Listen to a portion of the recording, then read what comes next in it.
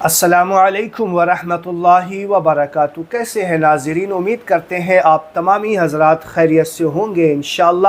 اللہ تعالیٰ آپ سب کو شاد و آباد رکھے، آپ سب کی دنیا و آخرت کو کامیاب بنائے۔ آج کے اس ویڈیو میں آپ کو بہت ہی پاورفل وظیفہ، اس سے پاورفل وظیفہ آپ کو کہیں نہیں ملے گا، کیونکہ یہ وظیفہ ایسا ہے جو اس کا سائیڈ افیکٹ بھی نہیں ہے۔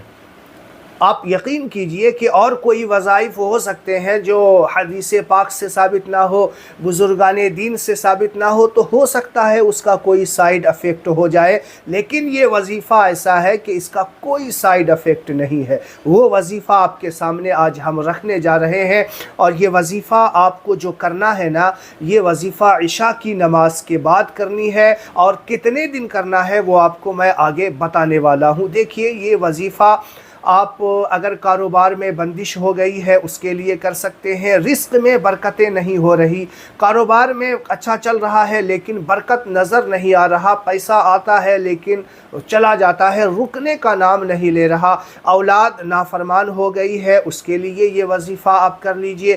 اگر کوئی بے اولاد ہے، اب اولاد کی مراد سے مالا مال ہونا چاہتا ہے، وہ اس کے لیے وظیفہ کر لے۔ اگر رشتوں کا کوئی مسئلہ ہے کہ اگر بچیاں ہیں یا بچے ہیں، اس کے رشتے نہیں آ رہے، بہت سارے لوگ پریشان ہیں کہ لڑکے ہیں ان کے رشتے نہیں آ رہے، تو رشتے کے لیے یہ جو عمل ہے نا بہت کارگر ہے، آزمودہ ہے، مجرب ہے، آپ یوں سمجھ لیجئے۔ اور مجرب اسے، آزمودہ اسے ہی کہا جاتا ہے جو وظائف آزمایا ہوا ہوتا ہے، اسی آزمودہ کہا جاتا ہے۔ تو رشتوں کے لیے یہ عمل میں آپ کے لیے خاص لے کر حاضر ہوا ہوں، تو یہ عمل آپ ضرور کیجئے۔ ویڈیو پورا دیکھیے گا، اینڈ تک دیکھیے گا، کیونکہ جب تک آپ پورا ویڈیو نہیں دیکھیے گا پورا معاملہ آپ کو سمجھ میں نہیں آ سکتا۔ اسی لیے میں آپ سے گزارش کروں گا کہ میرے چینل کو آپ ضرور سبسکرائب کر لیجئے۔ تو چلیے ویڈیو شروع کرتے ہیں۔ میں آپ کو بتاتا ہوں یہ وظیفہ بہت ہی پاورفل اور بنا سائیڈ افیکٹ ہے، کیونکہ یہ وظیفہ درود پاک کا ہے۔ درود شریف کا جو وظیفہ ہوتا ہے وہ کوئی سائیڈ افیکٹ اس کا نہیں ہوتا، اور کرنا کب ہے؟ عشاء کی نماز کے بعد۔ آپ عشاء کی نماز پڑھ لیجئے، عشاء کی نماز پڑھنے کے بعد یا تو آپ مسجد میں کرنا چاہیں مسجد میں کر لیجئے، گھر میں کرنا چاہیں گھر میں کر لیجئے۔ اگر مسجد میں کرنا چاہیں عشاء کی نماز کے بعد وہاں بیٹھ جائیے، چونکہ عشاء کی نماز کے بعد تھوڑا سا اس میں وقت لگے گا، تو جو اراکین مسجد ہیں بیچارے وہ بند کریں گے، اسی لیے آپ اسے آ کر کے گھر میں کیجئے۔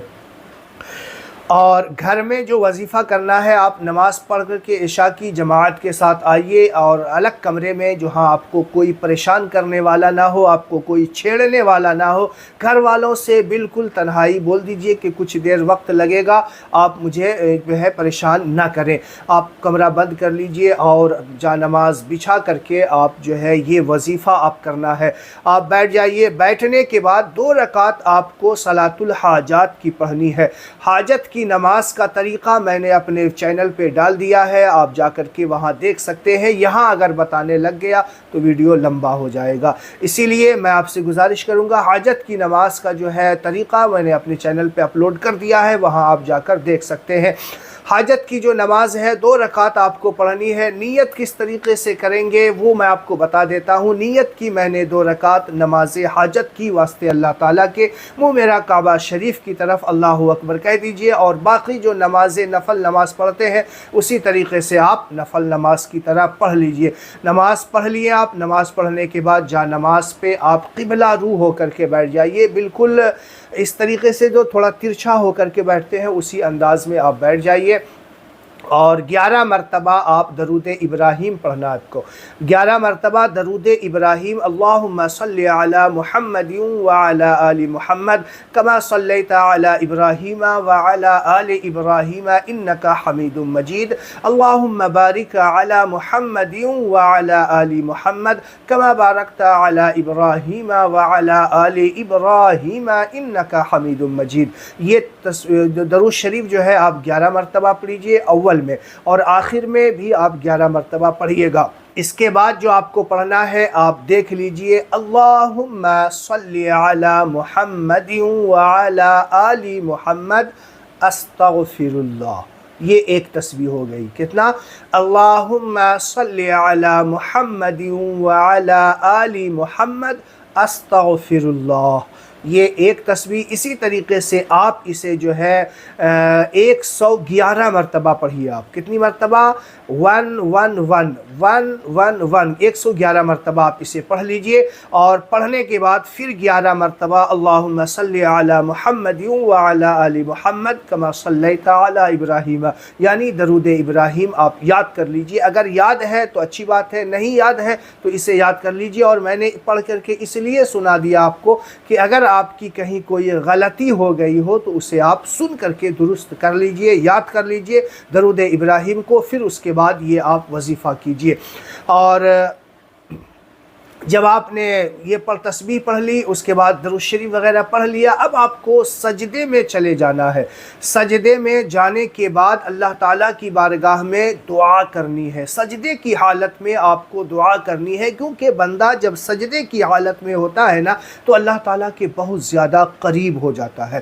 تو میں نے اسی لیے کہا کہ آپ سجدے کی حالت میں دعا کیجیے، اور پھر جو بھی مرادیں ہیں، جو بھی تمنائیں ہیں، جو بھی معروضات ہیں آپ کے، اللہ کی بارگاہ میں رکھیے. رو رو کر کے، گڑ گڑا کر کے دعائیں کیجئے. جب اللہ تعالیٰ کی بارگاہ میں دعائیں کر لیں، پھر اس کے بعد آپ اٹھیں. پھر یہی عمل آپ کو 7 دن کرنا ہے. کتنے دن کرنا ہے؟ 7 دن.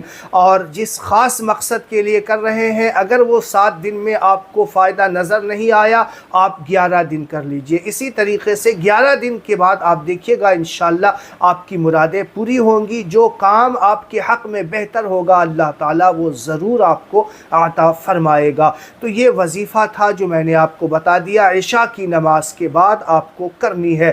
اور اگر آپ فجر کی نماز کے بعد کرنا چاہیں تو فجر کی نماز کے بعد بھی کر سکتے ہیں، لیکن فجر کی نماز کے بعد آپ جب دعا کریں گے نا تو وقت کا خیال رکھیے گا کہ وہ وقت جو ہے مکروہ وقت نہ ہو. جو سورج نکلنے کا وقت ہوتا ہے نا وہ وقت نہ ہو، اور وہ وقت ختم ہو جائے تب اس کے بعد آپ سجدے میں جا کر کے دعا کیجئے گا. فجر کے بعد فوراً کر لیجئے. اس کے بعد دعا کے لیے انتظار کر لیجئے. مجھے تو لگتا ہے وہاں تک پہنچتے پہنچتے وہ وقت بھی ختم ہو جائے گا.